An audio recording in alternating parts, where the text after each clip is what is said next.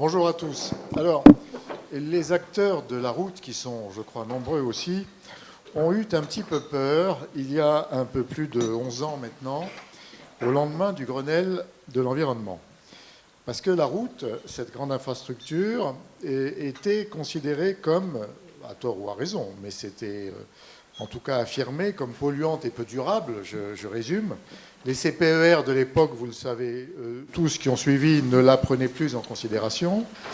Son réseau apparaissait déjà comme largement suffisant et son trafic devait être réduit le plus possible au profit d'autres modes de transport jugés plus vertueux et qui l'étaient certainement au moins en milieu urbain.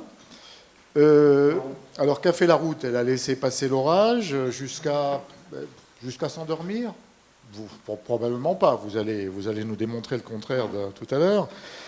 Et puis les choses ont progressivement changé. Le report modal attendu s'est produit, bien sûr, mais vous le savez tous en sens inverse. Le mode routier, en dehors de quelques grands centres urbains, est plus dominant que jamais. Le président vient de le rappeler. Et le fameux ratio RD, dépenses-recettes des opérateurs de transport, s'est malheureusement dégradé. La route, ont pu affirmer ces acteurs lors des assises de la mobilité, est au cœur de toutes les mobilités, en particulier les nouvelles. Mais ils constatent que ce n'est pas vraiment le cas, et ils sont inquiets. Alors je cite l'étude MIR qui va nous être présentée dans quelques secondes. Beaucoup parlent d'une révolution de la mobilité. Donc c'est ce que disent les auteurs de MIR. Un paradoxe saute cependant aux yeux. La quasi-totalité de ces nouvelles mobilités, ou pour être plus prudent, de ces nouveaux usages, se développe sur l'infrastructure routière. Mais on entend peu parler de l'infrastructure. Dit MIR. Bon, alors les véhicules, eux, ont pris une certaine avance.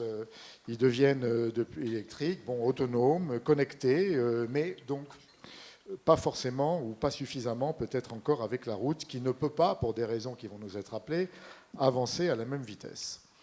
Alors, où en est-elle? Comment doit-elle affronter l'émergence de ces nouvelles mobilités, du véhicule autonome en particulier, même si on sait qu'il est à plusieurs niveaux, si je puis dire, et que le niveau le plus élevé, le niveau 5, je crois, ne sera pas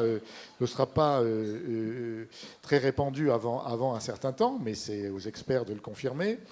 Quel défi donc doit relever la route? Comment préserver ce qui tient beaucoup aux acteurs de la route, c'est-à-dire l'universalité du réseau routier? Qu'est-ce que ça veut dire exactement d'ailleurs? Bref, autant de questions qui sont soulevées par la démarche MIR. Donc le président a dit ce que ça voulait dire. Le sigle l'a traduit très, très imparfaitement, puisque c'est impact de la révolution, ça c'est pas dans MIR, des usages, c'est pas non plus MIR, de la mobilité, voilà MIR, sur les infrastructures routières et leurs équipements, M-I-R-E. Voilà, alors donc on va essayer ce matin de répondre, d'apporter quelques réponses à ces différentes questions, et je le ferai donc en interrogeant chacun de nos trois intervenants à tour de rôle sur trois questions.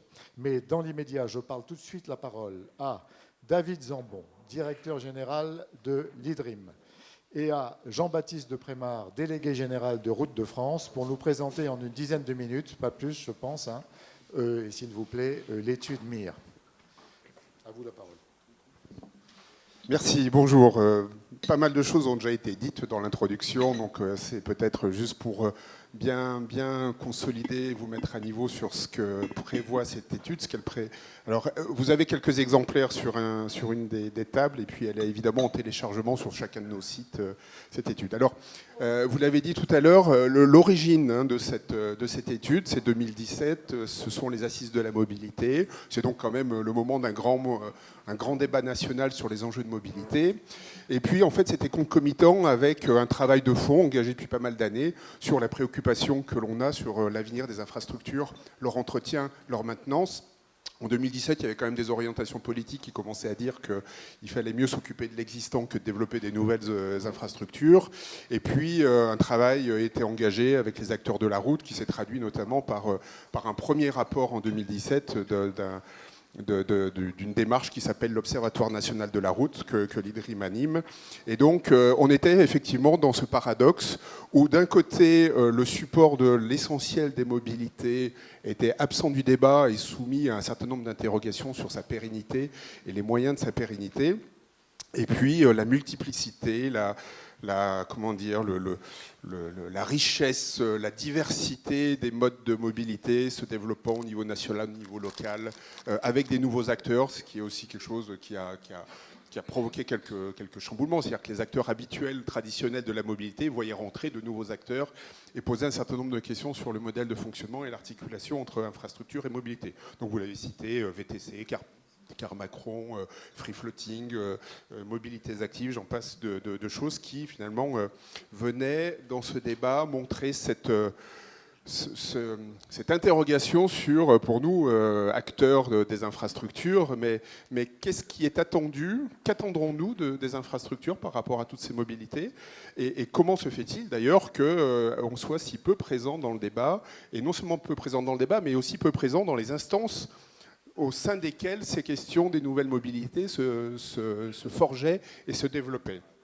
Donc, effectivement, il s'est agi, au travers d'un premier rendez-vous qu'on avait organisé en 2017, et puis avec le lancement de cette étude, de remettre un petit peu l'infrastructure au cœur des sujets. On a dit la route au cœur des mobilités, ça veut bien dire ce que ça veut dire. Et effectivement, aussi revenir dans ce débat public et revenir dans ce dialogue avec les acteurs. Donc, on s'est associés, TDIE, IFSTAR, IDRIM, Route de France, ATEC, un certain nombre de regards croisés sur la route et ses usages. Alors, je vous le disais, une des préoccupations du moment et qui n'a fait que se développer ces derniers mois, et 2018 a été exemplaire à ce titre, c'est la question de la préservation du patrimoine, des infrastructures. Notre question n'était pas seulement de s'interroger sur les conditions de cette pérennité, comme si la route était un objet statique, stable, mais aussi dans cette réflexion sur l'avenir, comment elle participait finalement au service de mobilité et comment les véhicules, les différents modes de déplacement et l'infrastructure faisaient système et donc participaient à cet avenir. Alors une fois qu'on a posé ces questions, toute la question c'est le comment. C'est le comment, parce que si on en était arrivé là, c'est qu'un certain nombre de choses n'avaient peut-être pas complètement fonctionné pour qu'on ait une approche aussi globale. D'abord, le comment, c'est que les premiers concernés, les gestionnaires des infrastructures, donc les collectivités, l'État, les sociétés d'autoroutes, ceux qui ont la charge de l'aménager, de la construire, les entreprises de travaux, l'ingénierie, comment participer à cette évolution et peut-être réfléchir sur l'évolution même des métiers et de la manière de concevoir. Le deuxième sujet, c'est donc ces questions des nouveaux acteurs ou des acteurs avec lesquels on n'avait pas forcément de relation continue. Je pense au secteur automobile, où finalement celui qui faisait le lien entre le véhicule et l'infrastructure, c'est le conducteur. Donc comment organiser des modes de travail communs. Et là derrière, il y a des enjeux aussi de parler parfois un peu le même langage. Et puis, vous l'avez évoqué aussi à un moment, la question du rythme et dans le comment, c'est sur quelle temporalité on se met. Les innovations de mobilité, on voit des choses qui se développent, un an après ça a disparu, un autre se substitue. Bref, on est dans une innovation très rapide. Quand on construit une infrastructure, alors quand on la crée, c'est pour des décennies. Quand on l'aménage, qu'on la transforme, etc., c'est quand même pour quelques lustres. On ne fait pas ça pour les 6 mois ou les 2 ans qui viennent. Donc il y a un vrai problème autour de l'innovation des mobilités entre le temps de l'infrastructure, de son aménagement et des moyens à mobiliser pour le faire, financiers, et puis celui de l'évolution des mobilités. Et donc comment arriver à faire se rencontrer ces deux temporalités. Donc, en 2 mots, la méthode. La méthode, ça a été d'être dans cette approche multi-regard, des regards croisés avec des approches différentes. On s'est appuyé en plus sur un comité d'experts représentant cette diversité du monde de la mobilité pour avoir un effet miroir sur l'étude MIR qu'on menait. La deuxième chose, c'est de se dire que l'infrastructure, je l'ai dit à un moment, ce n'est pas qu'un support, elle apporte un service. Donc, on s'est interrogé sur l'infrastructure au regard des services qu'elle pouvait apporter. Vous avez évoqué tout à l'heure la question de route universelle, spécifique, différenciation ou pas. Oui, le côté universel, c'est que tout véhicule est capable de rouler à peu près sur tout type de route, à quelques exceptions près, et quelques réglementations qui permettent ou pas de spécifier, voire réserver autoroute, etc. Mais globalement, un véhicule peut aller sur n'importe quelle route. Au travers des questions de service, la question de chaque route n'apportant pas forcément le même service, ou chaque route n'étant pas forcément ouverte à la circulation de tout type de véhicule, se repose. Donc entre une spécialisation ou une différenciation des infrastructures et leur universalité, finalement ça repose la question du modèle de l'infrastructure. Et puis, notamment au travers des travaux de l'IFSTAR, vous avez cité ce que pilote Nicolas Autière avec la route 5e génération, qui a apporté de nouvelles fonctions, l'énergie, la dépollution, etc. Tout ça aussi, on a essayé de l'intégrer dans notre réflexion. Donc les 3 axes d'approfondissement qui sont dans l'étude, c'est celle du véhicule connecté, coopératif et autonome et la route, c'est celle de la transition énergétique et écologique, et puis c'est celle de la transition numérique. On aurait pu en trouver d'autres, mais on s'est dit que c'était d'abord, il fallait qu'on avance pour sortir une étude, et puis la deuxième chose, c'était que c'est peut-être les 3 mouvements de fond qui transformaient ou qui potentiellement pouvaient transformer notre métier. Voilà, et puis avec un enjeu, et donc Jean-Baptiste va poursuivre là-dessus, d'approcher le sujet avec une vision la plus globale possible, à la fois technique, mais aussi juridique, mais aussi la question des modèles économiques, mais aussi le jeu d'acteurs, puisqu'on a vu que toutes ces dynamiques-là reposent sur des groupes qui ne fonctionnent pas forcément ensemble ou de la même manière, et donc finalement répondre à des enjeux de société. Voilà, donc moi je vais essayer de synthétiser en quelque sorte en fait nos convictions après cette étude de plusieurs mois. La première idée, c'est le travail collectif est absolument nécessaire et dans la durée. Bon, s'agissant du véhicule autonome, la stratégie nationale exprime cette volonté de stratégie.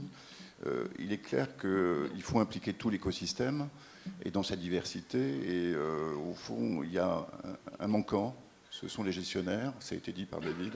Et c'est un peu ce que révèle MIR, c'est-à-dire que la nécessité, évidemment, d'aller au-delà des expérimentations qui sont dans les territoires. Il faut pouvoir capitaliser d'une part, mais il faut pouvoir impliquer le monde des gestionnaires d'infrastructures, des départements, métropoles, intercommunalités, régions et bien sûr les sociétés d'autoroutes. Ça, c'est une première conviction. Et à titre exemple, nous, Routes de France, on a signé un partenariat technique et prospectif avec la plateforme automobile. Nous sommes nous-mêmes signataires d'un contrat stratégique de filière dans le cadre du Conseil national de l'industrie, où la route modulable adaptable est un des projets structurants qui nous permet d'associer bien d'autres métiers ou de secteurs que nous représentons. On a aussi la nécessité de regarder ce qui se passe à l'étranger. Nous venons de lancer une étude de benchmark international avec BPI France et Business France, et nous avons là le soutien du CNI, du Conseil national de l'industrie. La deuxième idée forte, c'est qu'on doit encourager et amplifier les expérimentations. C'est un peu l'enjeu de la LOM, de la loi d'orientation sur la mobilité, qui a été votée au Sénat hier. Il y a un cadre juridique, il y a faciliter les innovations. Et il faut bien sûr poursuivre ces expérimentations, mais surtout les capitaliser et les faire partager.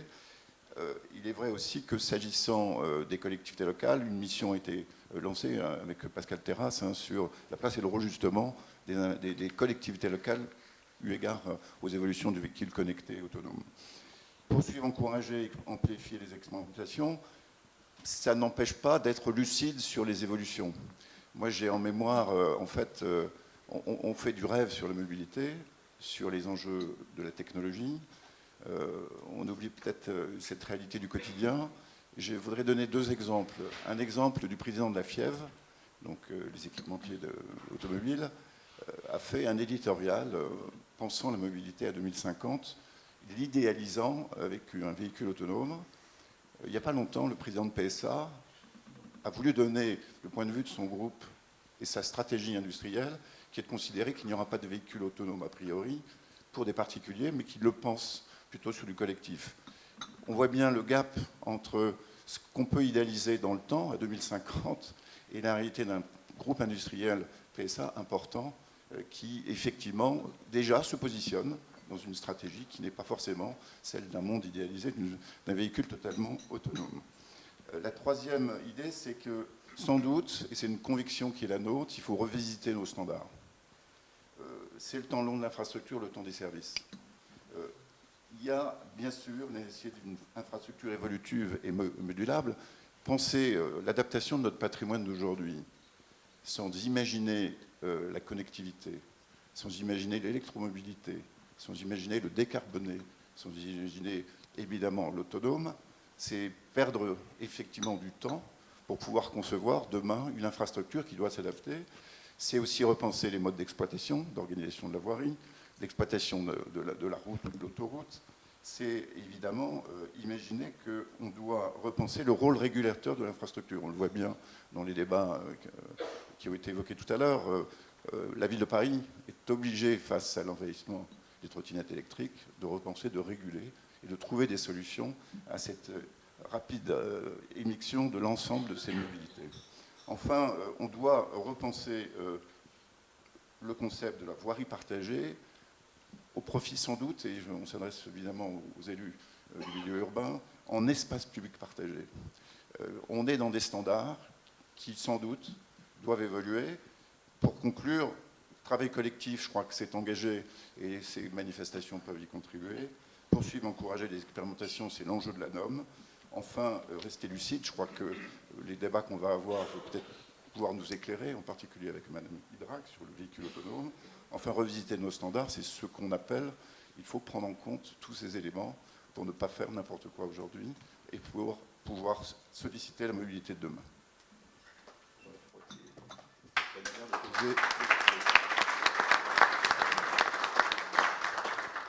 Bravo, messieurs, et merci pour votre concision.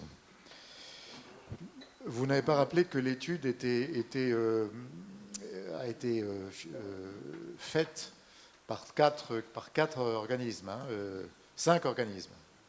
Bon, et ces 5 organismes étaient à part égale avec des projets qui se sont tous croisés sans aucun conflit. Parfait.